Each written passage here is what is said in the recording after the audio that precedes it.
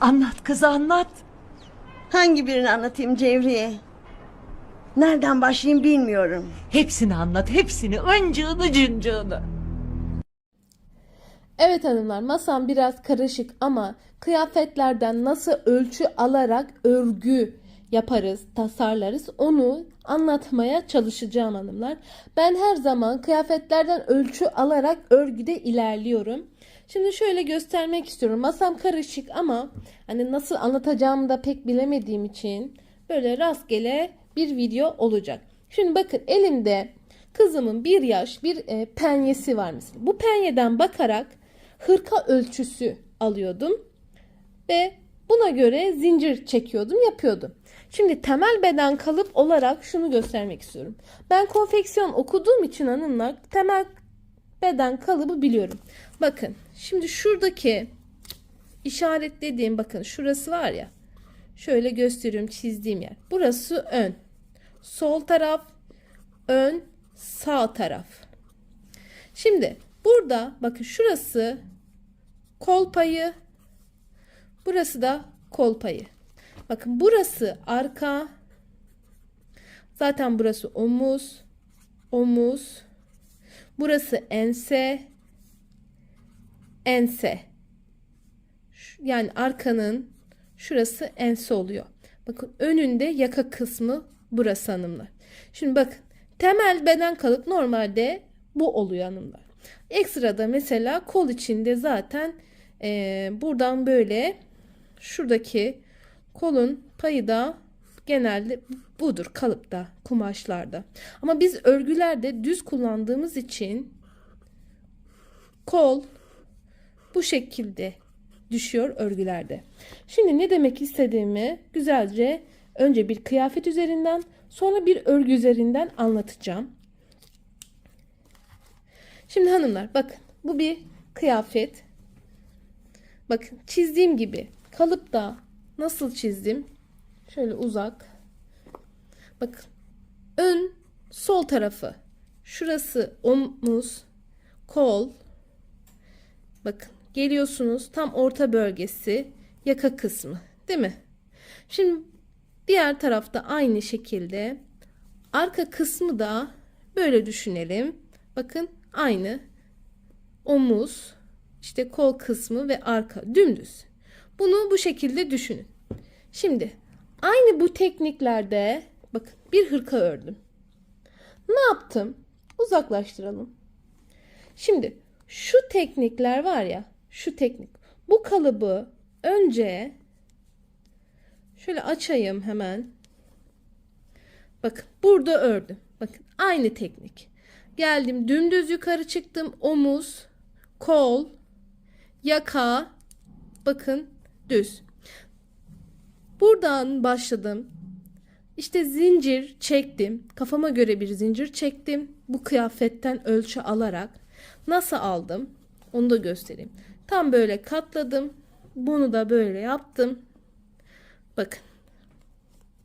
Zinciri buradaki sayıya göre bir tık fazla çektim. Fazla olan zinciri zaten kesip atıyorsunuz. Bakın zinciri çektikten sonra bakın zinciri çektim. Örneği hemen kurdum. Bakın örneği kurdum. Sonra yukarı dümdüz bir şekilde ördüm. Bakın dümdüz ördüm. Sonra zaten videolarımı izlediyseniz ondan sonra bu örneğin devamını buraya kadar ördüm. Burada da yaka bırakmış oldum. Burayı örmüyorsunuz. İpi kesiyorsunuz zaten burada bir yerde.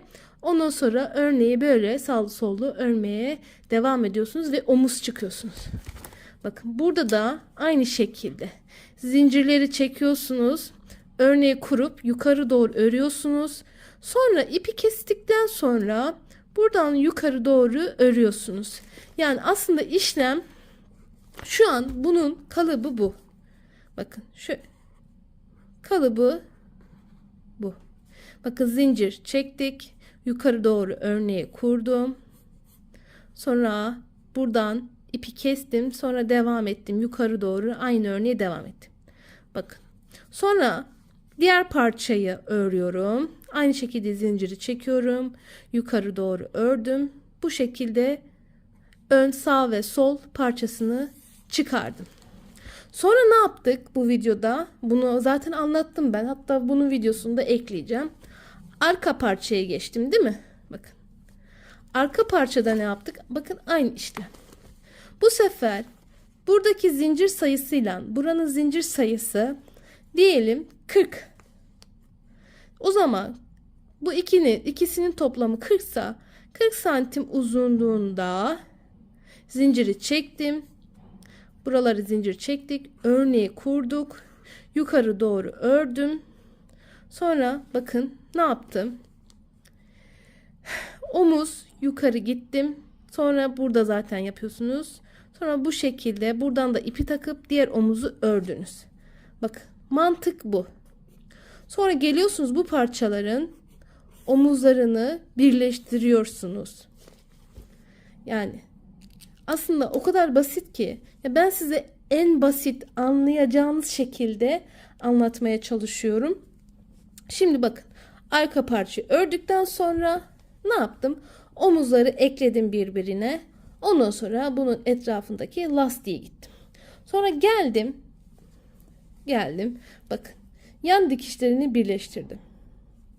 Ondan sonra yan dikişlerini birleştirdikten sonra aynı örneği kol çevresine uygulayarak döndüm. Bir dışarıdan bir içeriden örerek aynı bakın buradaki deseni bu kola da uygulamış oldum. Yani mantık bu hanımlar. Şimdi bakın bu elimdeki bir yaş hırka. Ben bu penyeden ölçü alarak yapmıştım.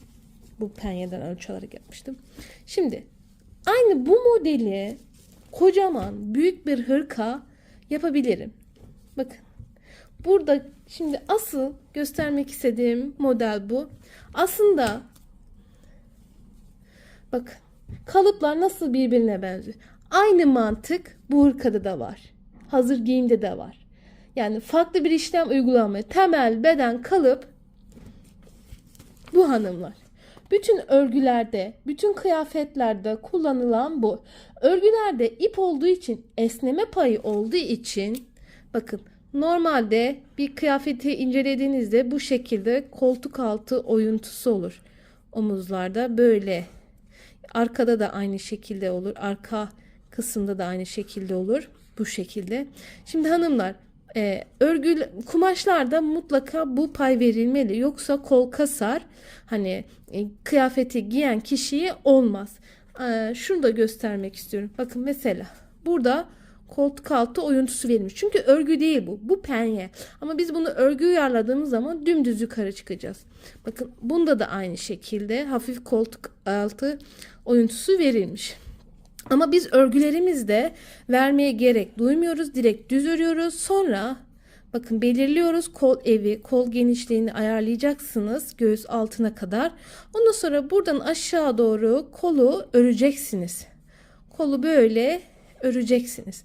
Yani aslında o kadar mantık ki, yani basit ki hani mantığı kavramanız lazım. Şimdi hanımlar şunu ben buna nasıl yapacağım? Gösteriyorum. Hemen alıyorum mezurayı. Bakın mezurayı alıyorum. Hemen şuradan dikiş izinden lastik yerine kadar ölçüyorum. Bakın 26 santim. Siz 26 santim olana kadar zincir çekeceksiniz. Zincir çektikten sonra örneği kurun, yukarı doğru örün. Bakın yukarı doğru örün. Şimdi bakın şu koltuk altından zaten dümdüz olacak. Zaten hafif bir bakın bir girinti var. Hiç çıkıntı yapmasına bile gerek yoktu bunda. Aslında bu penye olduğu için yapmak zorundalar. Temel beden kalıplarda bu olmak zorunda. Ama örgülerde yapabilirsiniz. Ama yapmaya gerek yok. Acemiyseniz yapmayın. Böyle yukarı doğru dümdüz örün. Bakın ne yaptılar? Şuraya kadar ördüler. Şuraya kadar geldi. Sonra buradan sonra yukarıya ne yaptılar? Kumaş parça çıktı. Siz de buraya kadar dümdüz parçayı öreceksiniz. Ondan sonra buradaki gibi bakın ben buraya kadar ördüm. 1, 2, 3, 4, 5 sıra 5-6 sıra desen gitmişim. Siz de aynı şekilde buradan yukarı kaç sıra gitmeniz gerektiğini ayarlayacaksınız. Diyelim buradan sonra 6-7 sıra omuz yeterli olacaktır. Burayı hani ipi buradan takıp geleceksin. Burada duracaksınız. Sonra geri git gel git gel yaparak buraya kadar öreceksin. Şu şekilde bir görüntü olacak.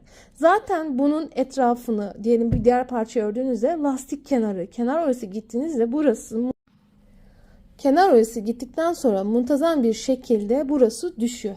Bakın tıpkı buradaki gibi. Mesela şu elimdeki hırka. Bakın. Burada teknik farklı. Çünkü ben burada motifi üçgen kullandım. Ve yaka düşürdüm. Mesela burada da bunu şuradan mantık şu. Şuradan 0 yakadan 0 bakın. Şu ön yakayı şöyle yaptığımız zaman bakın V yaka olarak düşüyor. Bakın. Kalıp çıkarma bu hanımlar. Aynı mantık. Bakın 0 aynı mantık. Mesela bunu böyle iki parça örmek istiyorsanız V yakalı. Zaten anlattım, bir tane modelim var. Yukarı doğru örüyorum. Sonra diyelim şu koltuk altın hizasından sonra burayı kestire sıfıra düşürüyorum. Aynı mantığı burada yapıyorum. Siz kıyafetlerden bu şekilde ölçü alarak yapmanız lazım. Mesela arkayı da geliyorsunuz, diyelim bu parça yaptınız. Sonra sağ parçayı yaptınız. Aynı sayıda kesmeleri, buradaki omuz sayıları hep aynı. Şimdi arkaya geldiğimizde şu bu elimdeki yetişkin hırkası. Hani rahatlıkla, yani ben o yüzden size söylüyorum, kıyafet olsun, kıyafetten ölçü alın. Mesela bakın şimdi ölçüyorsunuz. Ben kendime bir hırka yapacağım inşallah. Bunu anlatacağım size. Şimdi şuradan böyle ölçtüğümde bakın 47 santim. O zaman siz 47 santim uzunluğunda zincir çekip yukarı doğru örüyorsunuz. Sonra bakın ense yüksekliği olduğu için burayı, arka parçayı fazla düz örüyorsunuz. Sonra omuzdan bakın böyle hesaplayın. Toplamda belki de 3 sıra öreceksiniz. Arka omuzu boşluk olarak şöyle gösteriyorum. Bakın. Arkada omuz yüksekliği azdır. Çünkü ense yüksekliği fazla olduğu için şöyle temiz bir sayfaya geçelim. Şimdi hanımlar, önde omuz yüksekliği fazla oluyor. Şöyle gösterdim. Şimdi yaka önde açık olur. Ama arkada ense yüksekliği olduğu için yaka, arka ense kapalı olur. Bakın. Şimdi ben size bu şeyin kalıbını çizdim. Siz zincir çekeceksiniz. Yukarı doğru istediğiniz örneğe kuracaksınız. Buraya kadar öreceksiniz.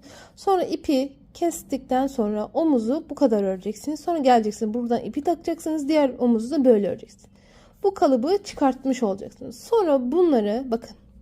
Burada diyelim 3 sıra burada ördüyseniz diyelim burada 6 sıra örmüşsünüzdür. Çünkü burada yaka şeyi düşük. Aynı diyelim buradaki toplam sayı 60 ise buradaki toplam sayı da 60'tır. Şimdi bakın yakada burada düşüklük payı verdiysek burada yükseklik payı veriyoruz. Omuzdan eksiltiyoruz. Bakın burada düşüklük payı verdik ama omuzdan arttırdık. 60 santim 60 sıra ördük diyelim. Burada da 60 sıra ördük. Yani aslında ben size burada mantığı anlatmaya çalışıyorum. Hani diyelim bu hırkayı yaparken 60 sırada örüyoruz. Ama işte el fark, ip fark, tığ fark olduğu için sayıyı 60 sırayı tamamen atıyorum, örnek veriyorum. Mantık iş budur. İnşallah anlatabilmişimdir. Kendi dilimde anlatmaya çalışıyorum ama yani temel beden kalıp örgülerde bu hanımlar. Ondan sonra ne yapıyorsunuz? Şu omuzları birleştiriyorsunuz. Tamam mı? Birleştirdikten sonra yanları birleştiriyorsunuz. Sonra ister yelek, ister hırka olarak tasarlıyorsunuz. Mesela yelek içinde sadece işte diyelim buradan fırfır yapabilirsiniz. Hiçbir şey de yapmayabilirsiniz. Bu şekilde sık iğne de yapabilirsiniz. Yani tamamen size kalmış bir model. Şimdi bir hırkadan nasıl bu şekilde kalıp çıkartılır anlatmaya çalıştım. Şimdi benim elimde bir model var. Zaten ben onu anlattım. Onu göstereceğim size. Bakın. Mantık aynı ama krovize kapaklı. Zaten ben bunun 2 yaşını YouTube kanalında anlattım. Bakın. Aklınız şimdi bayağı bir karışacak burada. Ama karışmasın lütfen. Bakın şu elimdeki şu an 3-4 yaşlık bir hırka. Önce ben ne yaptım biliyor musunuz? Böyle uzunca bir zincir çektim. Ama önce gittim hırkanın kazağın ölçüsünü aldım. Hatta kazağım şurada.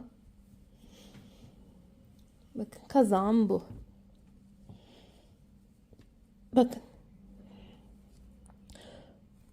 Beden ölçüsünü aldım. Uzunluk ölçüsünü. Şuradan aldım. Böyle ölçtüm. 41 santim.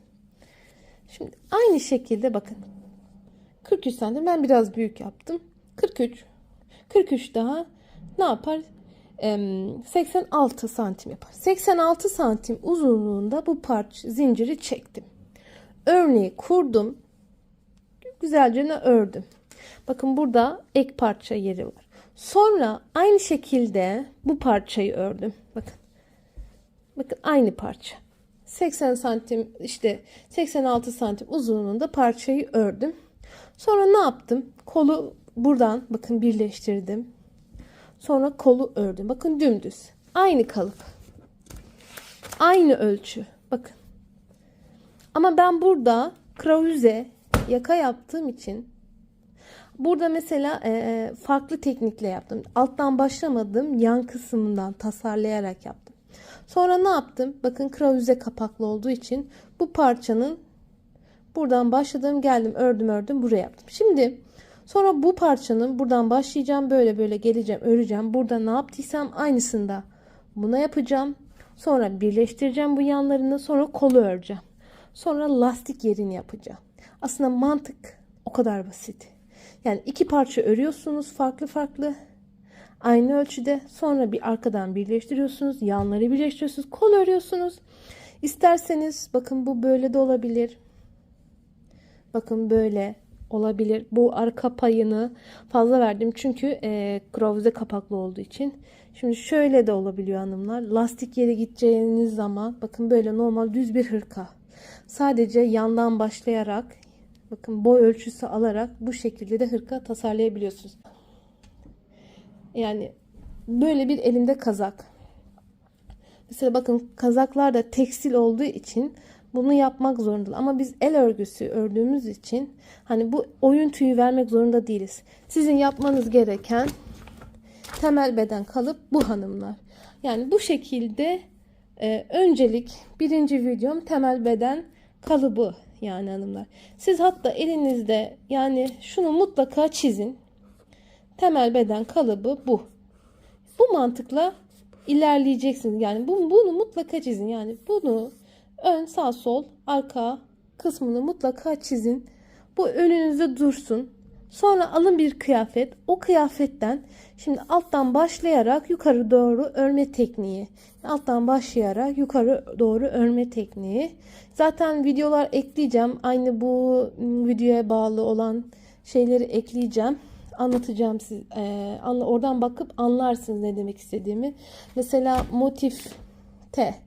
Mesela bu normal kare olsaydı, şu kare olsaydı aynı bu teknik olacaktı. Mesela burada kare olacaktı. Sonra omuz çıkacaktım. Aynı mantık olarak. Arkada da aynı şekilde. Şimdi ben hatta ön çalışmasını yapmıştım şurada. Bakın karede de bakın kareleri ekliyorsunuz birbirine. Ondan sonra sağ omuz, sol omuz çıktı. Arkada da 2 sıra fazla örüyorsunuz. Sonra omuz yapıyorsunuz. Zaten Zara yelekleri anlattığımda bu teknik, sonra da kol. Bunları birleştiriyorsunuz, yanlarını, omuzların her şeyini. En sonunda da kol ve hırkaya, kazağa çevrilmiş oluyor hanımlar. Aslında mantık bu şekilde ilerliyor. Umarım anlatabilmişimdir. Linçlere hazırlıklıyım. Bir başka videoda görüşmek üzere. Bitti yani. Yani game over. Ne oldu yani şimdi? Ne oldu? Kim kazandı? Bünyamin, ha? Kim kazandı?